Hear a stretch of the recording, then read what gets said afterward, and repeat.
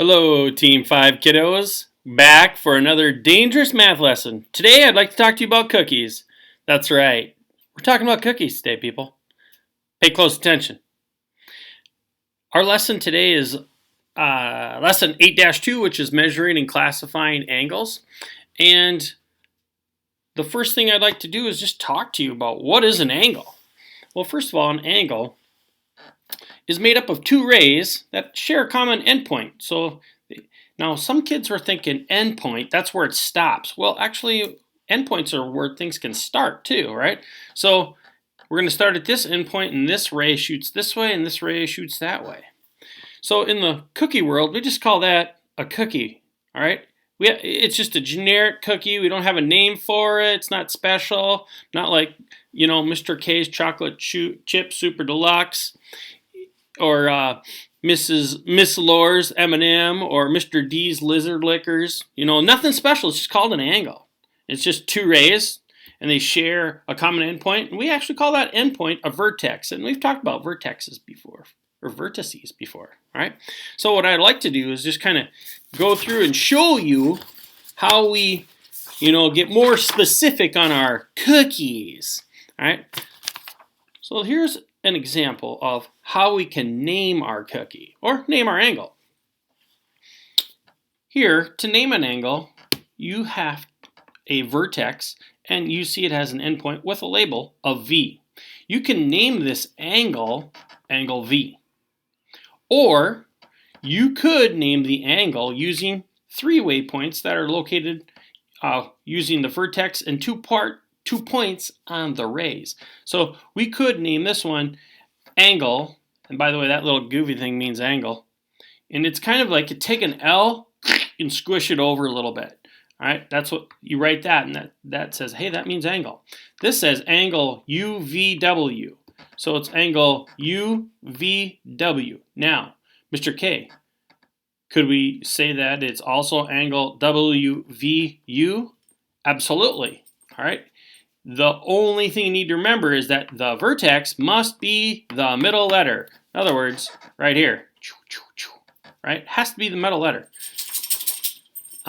Anyways, hey Max, you okay? Shake it out, buddy. All right, my dog was shaking. So anyways, now our cookies are getting some names. Hey, all right, yes, can I help you? I see your nose. Do you need some help there? Yeah. The kids don't want to see your nose, Olive. All right. Maybe they do. Okay. Yes, good girl, good girl. Yes, yes. No, I know you need to go outside. Can you wait just a little bit? Okay, thanks. Let me finish this. We'll take you outside. Max will throw you the ball too, okay? All right, back to math. Anyways, so our angles, we're calling the cookies. All right, and then when we name the angles, we're actually naming the cookies. All right, but then there's one more way we can describe these delicious and scrumptious lizard lickers of Mr. D's. All right, yeah, sounds disgusting, but I'm sure they're quite good. All right, we're going to look at how we can name them, and there are 4 different ways that we name them in 5th grade. The first one is called an acute angle, and an acute angle, let me just get these out from here. An acute angle is less than 90 degrees. So if you take a look, here's our ray shooting this way, here's our ray shooting that way, and then this dashed line, anytime you see a dashed line when we're talking about angles, that's a 90 degree or right angle where 90 degrees is. Right? So we start at 0 and then it stretches all the way up to 90, and that's where 90 degrees is. And you can see that the second ray from our base here all the way up, it stretches. Does it get to 90? Nope, it falls short. And so we call that an acute angle because it's so acute. All right, and in the world of cookies, that's a small cookie. That is a small cookie. Mr. D's Lizard Lickers are acute. They're about this big. They're nothing really special. They're more like you put it in your mouth and kind of taste it and it goes away real quick. All right, now the next kind of angle I'd like to show you is this one. It is the right angle. All right, and we call it a right angle because here we are with our vertex and a ray going this way and a ray going that way. and we have this little right angle indicator. Now, I did my research on this, and I was like, hey, there's got to be a name for this little thing other than right angle indicator. You know, is it a woozle, a wooz-it, or a thingamajigger? Nope. And people just say, some people call it a corner, some people call it a square. In the math world, nobody can agree on it. So, in my humble and professional opinion, we're going to call that the right angle indicator because that's what it's indicating.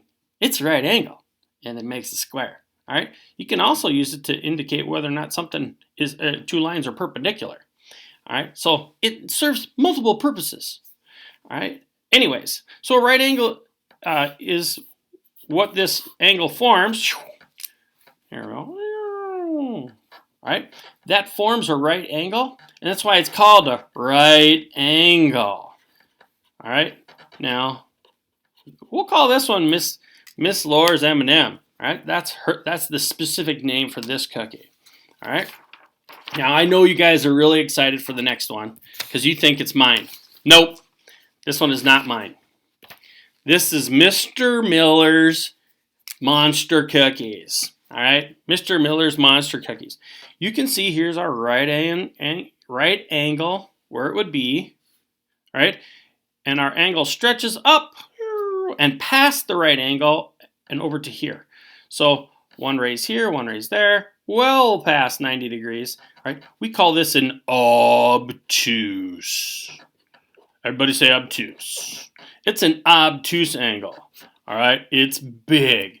Mr.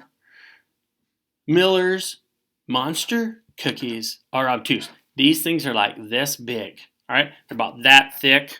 Oh yeah, yep. They got some chocolate chips in there, and actually, I'm not a huge fan of his. He throws in some raisin, and I think he throws some wheat or corn in there. I don't know. It's kind of crazy. Anyways, it's Mr. Miller, so that's what you get. So that's called the obtuse angle. And then we've got Mr. K's chocolate chip specials. That's right. How big are my cookies? My cookies are so big. We start over here and they go way past 90. Way. We keep going. Yeah. Probably need a pack of lunch. It's so big. All the way over to here. Boom. That, my friends, is called a straight angle. It is 180 degrees. Now, 180 degrees, so it's straight. It makes a straight line. Look familiar? It's called a straight line. Straight line. Angle. Or otherwise straight angle. All right, so now that we've gone through that, let me just go through these one more time real quick. Snap diggity. All right, I'm going to cover it up. You tell me what it is. What kind of angle do we have here, people? That's right. It is obtuse. Obtuse. Good. And which one do we have here? Yep, it's a cute. Remember Mr. D's little tiny cookies? Yeah, they're cute. And then, of course, what size do we have here? It's the right size. It's Miss Laura's, right? It's the right angle. And then, of course, the biggest cookie there is right now, it's the Mr. K straight line or straight angle cookie. It's very good. It's like 10 times bigger than Mr. Miller's. Okay.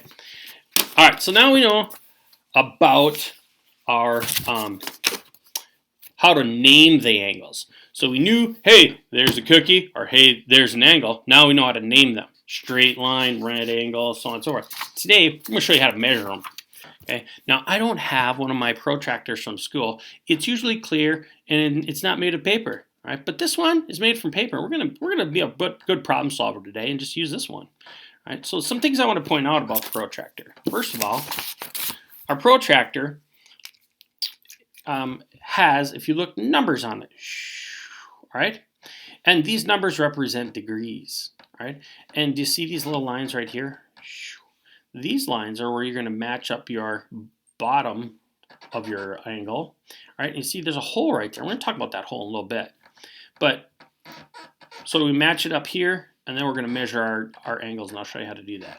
But some other things I want to point out on a protractor is while the outside represents degrees, the inside here, if you look, it's metric. All right, it measures centimeters. And then the long side here is a ruler. which is standard measurement, okay? And you can see our degrees, if we go back to them real quick, they go in increments of 10. 10, 20, 30, 40, 50, 60, 70, 80, 90, and here at 90, right? Now, some of you are like, well, the inside ones are all up to 90, less than 90. But what are these outside ones? Well, that's for measuring angles that are going the other way, all right? And we can maybe practice showing a problem like that, but you aren't going to see any of those today. But we can still show it.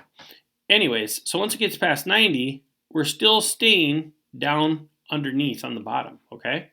We don't switch up to the top, right? Once we start here, we stay on the bottom. Now, it does get a little tricky because, well, what happens if we get one that's right here, Mr. K, in between 90 and 100? Well, you can use your best guesstimate, or, all right, I'm going to show you a little trick on how to extend lines if you need to. So, we need to figure out, or want to use, how to use this. So here we go. Let's not do that one first. Let's do this one first. Like I said, let's do this one first. The acute one. What you can do is take that little hole, and you're going to put it on the vertex. And you can see in the vertex there, it's right there. It pops up right there. And then I'm going to take and match up this line here with the bottom of my angle, right? And so I've got my vertex, and then I've got this matched up here, and then you can see my line comes all the way through, and the line it hits on the inside is 60. So that tells me that the measure of this angle is 60 degrees. 60 degrees. So this is 60 degrees, which makes sense because here's 90, right? This would be 90. Here's 60, which is less than 90. Cool. So one more time, how do we do that? Sure. We took our little hole, put it right on the vertex. And sometimes it might be like this, and you're like, oh, I got to turn it to match it up. I got to match it up with this line over here. There it is there. And I got to make sure it's on the vertex, make sure everything's really tight, hold it down. And I measure my angle up, and it tells me 60. That's how it works, people. That easy. All right. So now that one's 60, let's go measure our obtuse angle. Yes, that's right. So once again, find my vertex, and then line up over here. And then I know I have to follow this ray up, and this ray tells me it goes through 130. Right, remember I'm on the underside still of that line. So we're going to go with 130 degrees. So 130 degrees, it's obtuse because it's greater than 90 degrees, which makes sense, right? Hey, look, 130 degrees, here's 90. We went well past that. Now, if I accidentally measure this and I use the top number, I go, hey, this is 50 degrees. Does this look like 50 degrees?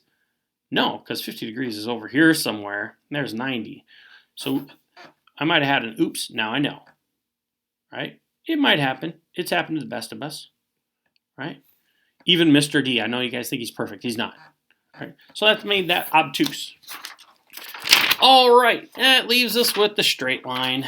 And the straight line works like this. We measure here. We're like, hey, measure this. Hey, it matches up over here. Hey, look, it matches up over here. All right. So if we go all the way, counting by tens, it goes all the way to 140, 50, 160, 170. What's the next one? It's 180 degrees. It is 180 degrees, or straight line, or straight angle. Well, let's just call it straight angle. Straight angle, right? And that's how that works. Okay, so I'm going to give you a short little video quiz where I'm going to hold some angles up, and you can say out loud, you can write on a piece of paper, I don't care, whatever you want to do. And you can, I'll pause it, and you can answer it, and yeah, you can tell me what kind of cookie it is. Is it obtuse? All right, is it straight line? Is it acute? All right, all that good stuff. So stay tuned, click on the next video. Thank you.